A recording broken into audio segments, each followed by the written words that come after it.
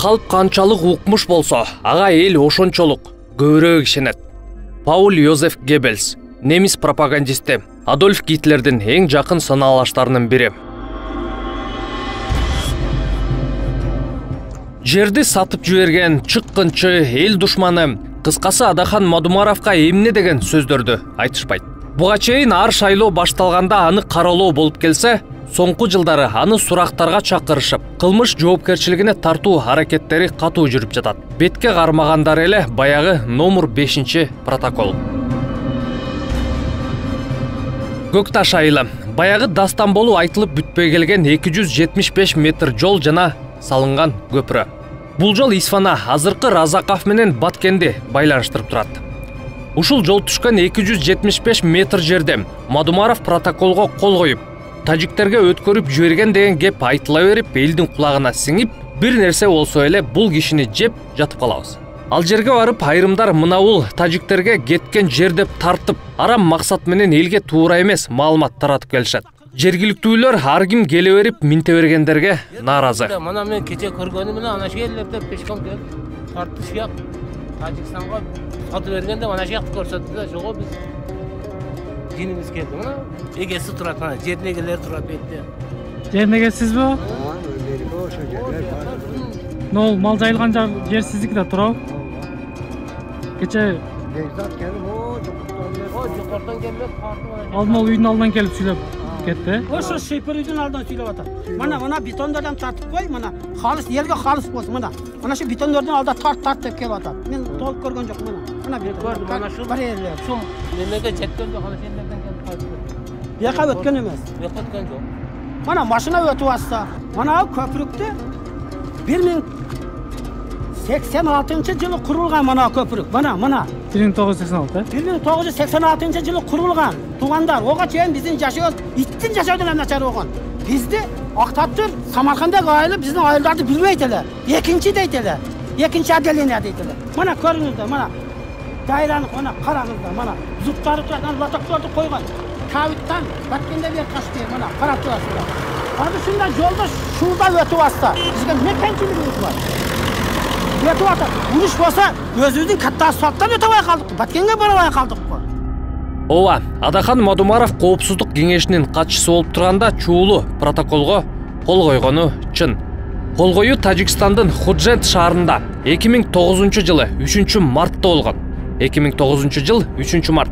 Ушул датаны, ушул жылды эстеп калыңыз. Бирок бул протоколдун тарыхы Т. Акаевдин маалына барып такалат. Акаев учурунда колду коюшкан, мен ал жөнүндө айтпай эле коеюн, Танаев колду коюп бекитилген, бирок революция болуп кетти 2005-жылы. Тажикстандын президенти Рахмон Бакиевди 18-майда 2005-жылы чакырат Душанбеге. Ошол Душанбеде булар сүйлөшөт дагы, Рахмон айтат: "Курманбек, биз мына Согди обласы электр энергияда кыйналып турушат. Жардам бер, биз ошо силердин тараптан линия электр передач тартып келелик, анан силерден да сатып алабыз, элди камсыз кылайык" дегенде макул болот. Макул болуп, ошо келишимде кийин келишимин оформить этип, келишимде кол коюшат дагы. Биз мына Баткендин жанында Айгулташ деген подстанция бар. Ошодон мына Исфара жака Канибадамга, мына Канибадамга узундугу 19 километр. Ошону бергилеген учурда арендага 49 жылга. Багасы $1 болсун деп макулдашып колду коюшат. Ошо мурунку сүйлөшүү боюнча Бакиев да айтат, анда биз мына Баткенге өткөнгө кыйналып атабыз, силер тосуп калат эткизген жолду, жол салганга участок бергиле, бизди токтотпой өтөлүк дейт дагы. Алар дагы макул болуп, мына Сурк деген айылдын түндүгүнөн 3,5 километр, аянты 5 гектар жерди эстакадалык жол салып алга деп бермек болушат дагы. Ошону менен бирге биз сураганбыз, жана Айгулташ подстанциядан Сүлүктүгө Самат деген подстанцияга чейин электр линия передач бизде тартабыз. Ошо мына жерден өткөргөнгө бир 300 метрдей кыскартылган жол менен деп ал дагы макулдукту берет.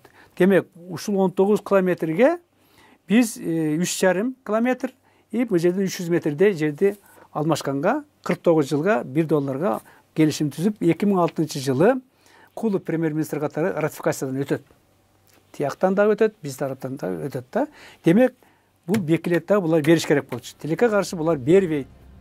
аткарбайт милдеттерин 3 жыл созушат. Акыры жолду куруу керек болгон. Эмне кылабыз деп отуруп, бизден ошол кездеги өкмөт, тактап айтканда Транспорт министрлиги коопсуздук кеңешине кат жолдойт. Ал кезде коопсуздук кеңештин катчысы Токон Мамытов болгон. Ага министрлик башталган Ош-Исфана жолун куруп бүтүрүшүбүз керек деп 2 вариант менен кайрылат. Биринчиси тоо ташты аралап, сууларды басып өтүп, айланма жол курушубуз керек. Эң оболуусу жол тажиктердин аймагы аркылуу өтөт деп жазат. Ал эми экинчиси Орто Боз айылына Көкташ айылы жана 275 метр талаш жер аркылуу өтөт. Ушул вариант артыкчылыктуу деп белгиленет. Бул вариант артыкчылыктуу болуп турат.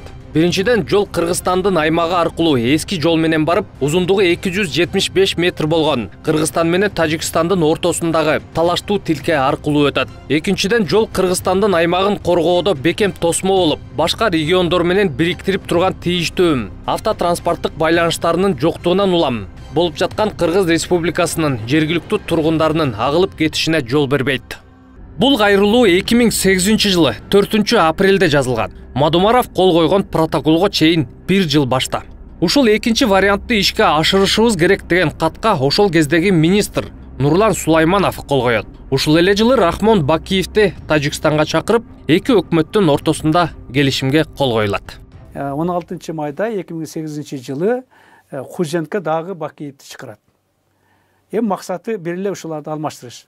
Аны чакырганда ошол жерде да бирдиктүү билдирүү кабыл алып, ошонун бир пунктунда жазылып калат. Ушул жер башкача каралып чыксын, тапшырып өкмөттөргө тапшырып берет дагы. Ал айтат, бул жерге үйлөр салынып калды, эми биз бузса кедей жашаган кыйналат, дарактарыбыз өсүп кетти деген шылтоо менен башка жерден берелик деп туруп, анан кийин 275 метр бермек болушат. Мына өздөрүнүн аймагын өткөргөнгө, биз жол салганга. Анан жанакы группа иштей баштайт. Чегараны делимитация, демаркация кыла турган Аламандын группасы, ошо Аламанд өзү тапшырма берген бе, азырынча мен аны так айта албайм, бирок ошол группалар иштейт дагы, протокол даярдап чыгышат. Протоколдо ошол мына Чорку айылынан жана 3,5 километр жокко чыгарылып, 3,5 километр ордуна Чорку айылынын түштүгүнөн 275 метр тигилердин аймагынан өткөнгө эстакадалык мост салганга мүмкүнчүлүк алганга келишим кол коёт. Бул 22 июль 2008 жыл болгон. Бул келишим ошол эле 2008 жылдын 17 июнунда тажиктердин Исфара шаарында эки өлкөнүн өкмөт аралык жумушчу топтун иштеп чыккан протоколдун негизинде кабыл алынган. Ага дагы Транспорт министрлиги кол коёт. Бул жолу министрликтин статс катчысы Мамаев деген кол койгон. Ойта солдаттар ок тийген жатат.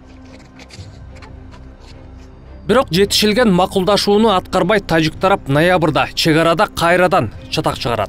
Чатакты басууга ошол кездеги коопсуздук кеңешинин катчысы болуп турган Адахан Мадумаровду Бакиев Тажикстанга жөнөтөт. 12 киши менен өзү 13 болуп барат. Ал жерде жол министри, тышкы иштер министринин орун басары, Аламанов, губернатор, аким, айыл өкмөтү ошолор болуп чогулуп 12 киши барып Баткенде. Алардан Азимов келет, секретарь Совет Безопасности сүйлөшөт дагы, ошондо булар 16 протоколго кол коюшат. Эми мен көп жерде айтып атам, дагы кайталап коеюн, сен элге жалпак тил менен айтканда түшүнөт экен да, атак түшүнбөйт. Ал жерде айтат, мына 8 пунктта жазылып турат, мына. Таджикская сторона недельный срок определит порядок строительства моста и реабилитация дороги на участке поймы реки Исфара протяженностью 275 метров информирует кыргызскую сторону по дипломатическим каналам дейт. То есть силер ошол жанакы жолдун, мосттун салынышын тартибин аныктап туруп бизге дипломаттык канал аркылуу бергиле дейт. Эми кыргызча айтканда. Болду, бул жерде эч жерди берүү деген атакандык жок. Исмаил Исаков айтып жаткан протокол баягы чуулуу 5 протокол эмес. Бул башка. Ага да жетебиз, чыдай туруңуз. Акыры кол коюудан 1 ай өткөндөн кийин 4 декабрда Бакуда эки өлкөнүн транспорт министрлеринин жолугушуусунун жыйынтыгы менен дагы бир протокол кабыл алынат. Ага да транспорт министри Нурлан Сулайманов кол коёт. Иттин өлүгү ушул протоколдо жатат. Кыргызстан менен Тажикстандын транспорт жана коммуникациялар министрлеринин жолугушуусунун протоколунан тараптар Еврокомиссиянын Тажикстан Республикасындагы өкүлчүлүгүнүн айтылган позициясын жактырышты жана бул катты эске алуу менен Кыргызстандын аймактык автожолун Тажикстандын аймагы аркылуу өткөн узундугу 275 метр участагына курууну улантууну макулдашты. Башкача айтканда 275 метр жерди Тажикстандыкы деп көрсөтүп коюшат. Бир эмес, эки жерде 275 метр жер боюнча айтып кол койгон Сулайманов азыр каякта? Азыр ал Акылбек Жапаровдун жанында. Коррупция боюнча иш козголуп издөөдө жүргөн Сулайманов өткөн жылы Жапаровдун жанында жүргөнүн көрүп көпчүлүк таң калган. Көрсө анын иши 20-жылы жабылып, Акылбек Жапаровдун кеңешчиси болуптур. Ушу 4 көчө боюнча Мадумаровго иш козголсо, анда Сулаймановго дагы иш козголушу керек деп Текебаевдин айтканы бар.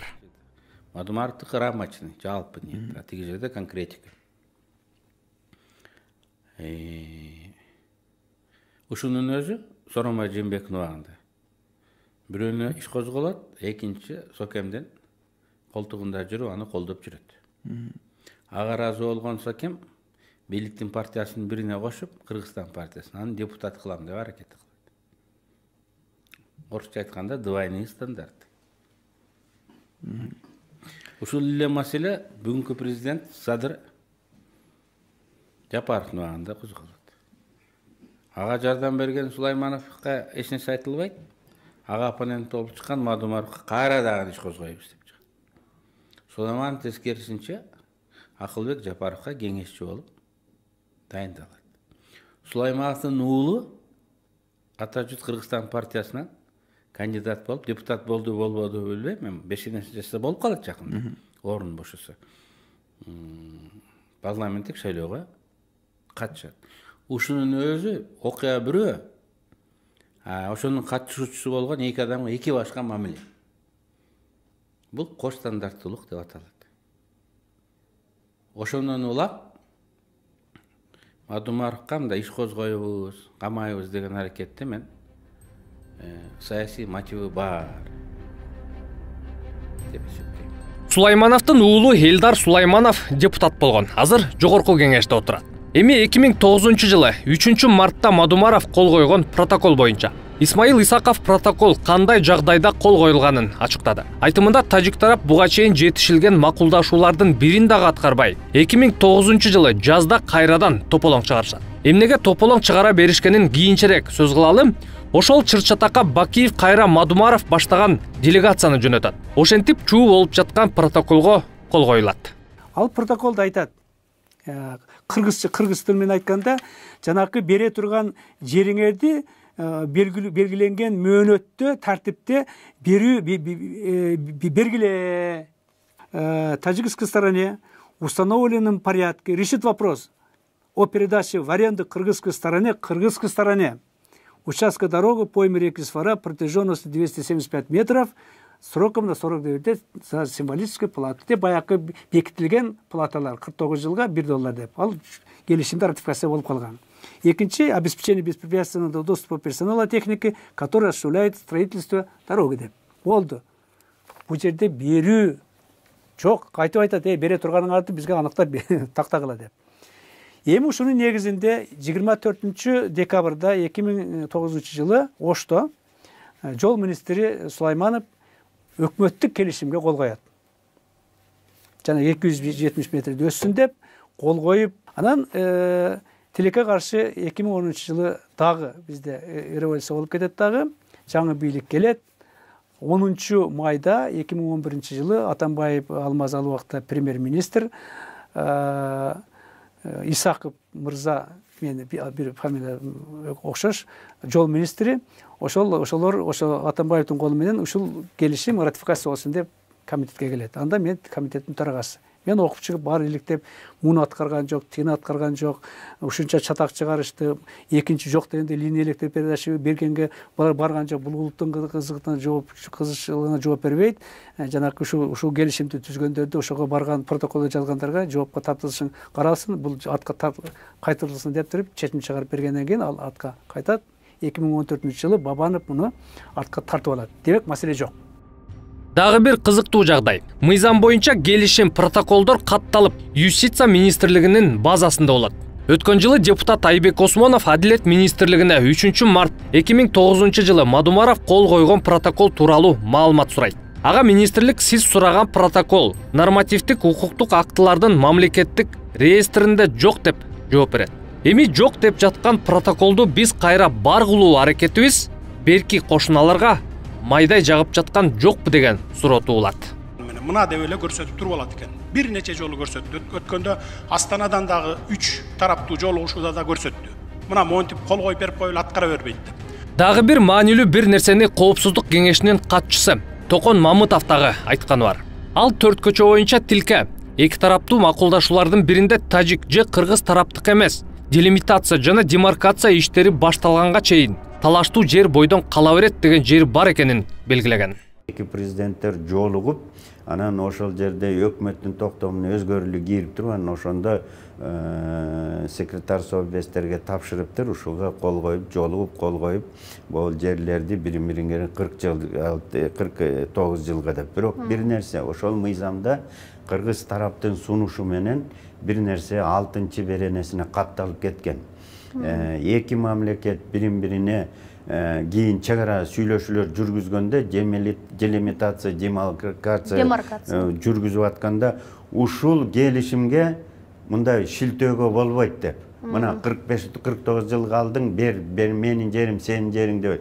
Сүйлөшүп бүткөндөн ким көтсө, ошого өтүп кетсин, ким көтпөсө ошого калсын деп атайын укук коргоо органдар 10-жылы, 15-жылы, 19-жылы ушундай жыйынтык чыгарган. Муну мен эмес, башка бирөөлөр эмес, бул укук коргоо органдар атайын ошол кезекте бийликтер тапшырма берип, ушундай укук чыгарганда, ушундай корутунду чыгарган. Мен ошону эле тастыктап коюп эле элге ачык эле айтып коеюн деп атам да. Мына ушундай. Эми тажик тарап дал ушул тилке боюнча чыр чыгара бергенинин эң башкы себеби мындай. Төрт көчө деген расмий аталыш эмес. Ал тажик менен кыргыз тараптын жолдорунун кесилиши. Жаңы жол салынгыча башкы жол алардыкы болуп, алар кесилишти көзөмөлдөчү. Жаңы жол салынганы негизги трасса биздики болуп калган. Муну коңшулар кеч түшүнүп, чыр чыгарып келгени дагы ушундан. Ошол убакта туура чечим болгонун Баткендин чек ара башкармалыгынын башчысы Саитжан Эратов дагы белгилеген. Ушул документтерге кол коюлуп атканда, ушул процесс жүрүп атканда ошондо мен Адахан Мадумаровдун ошол кездеги аткаминерлер менен бирге жүрүп, ошол исторический моменттердин күбөсү болгонмун да.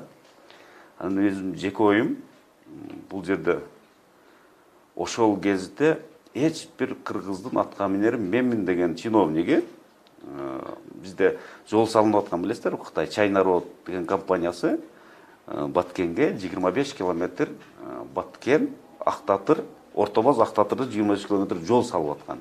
Именно ошол 275 метр жерге келгенде эч бир жетекчи өзүнүн мойнуна ошол жоопкерчиликти алган эмес.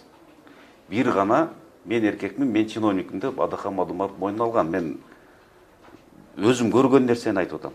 Уккан эмес, көргөн нерсени. Мойнуна алып туруп ошол кезде да чоң көлөмдөгү мындай конфликттер болгон. Ошону ордуна салып, маселени чечкен мен ойлойм туура жагына. Мен баягы бирөөгө жагынып же бирөөгө жагынбай сүйлөштү, жаман көрөм. Мадумар ошол кезде мен оюмча ишке жараган. А эгерде калбаш керек да бул нерсени. Мен күн карамага же болсо 200 болгум келбейт. Ошол кезде ошол жерде турган губернатор барды болобу, кош колдоп, кол чабып, Адахан Мадумаров туура жумуш кылдыңыз деп туруп бетинен өбө бергендер болгон. Эми келип 10 жыл өткөндөн кийин өзүң кетирген кемчиликтерин Мадумаровго жүктөп коюш. Бул мындай жигитчиликке жатпайт. Мадумаров туура эле жумуштарды кылган.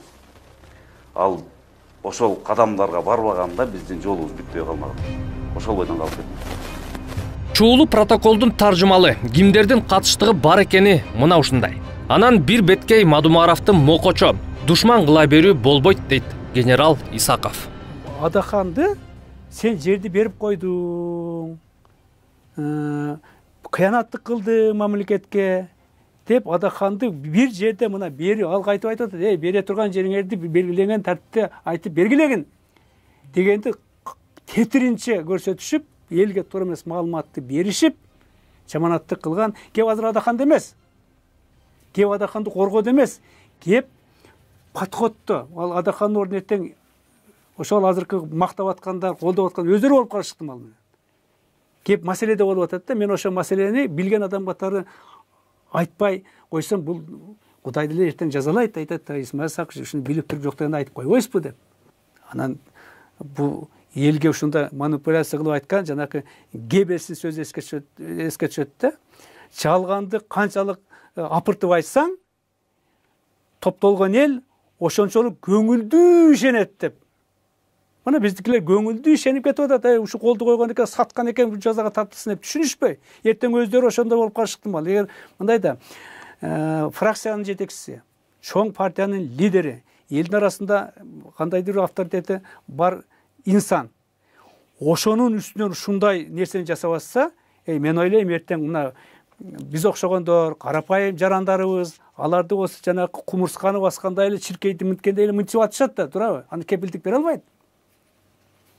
Ошондуктан бул маселе туура эмес болуп атканда, азыр президент үнүн чыгарыш керек дагы, токтотуш керек. Себеп дегенде президент бул жарандардын укуктары менен эркиндиги кепилдиги, экинчи мамлекеттик бийлик менен элдин ортосу биримдигин камсыз кыла турган эң жогорку бийлик адамы.